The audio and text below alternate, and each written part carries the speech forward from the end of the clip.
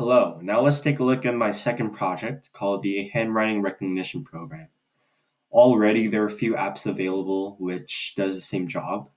So why did I make this, you may ask? Well, my simple answer to the question is that I used this opportunity to test my knowledge in machine learning, and that is a territory I've been very curious about even before my time in computer programming.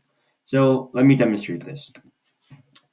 This is the final product of my application. As you know, it's supposed to recognize people's handwriting, English, and it gives us a accurate output. I'll be writing with my left hand just for demonstration purposes, which is not my dominant hand. And um, hello, my name is Royce. And it still recognizes these messy, unordered words. And the overall structure of this is very similar to my first project, being managed by HTML, CSS, and JavaScript. And because it runs so smoothly, thank you, it looks fairly simple, but the inside logic is pretty advanced and complex. In order to understand the logic here, we first need to know about machine learning. It's not a big deal.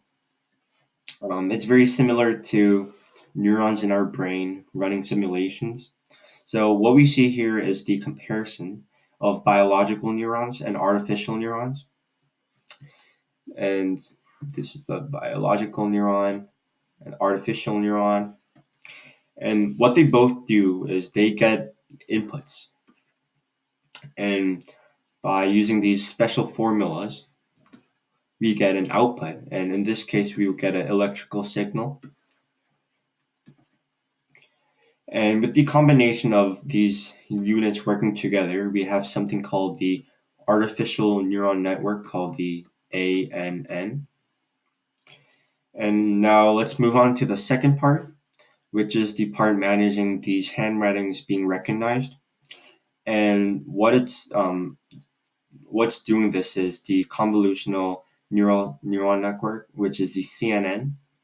And using CNN then identifies each letters by extracting data of each letter's unique features.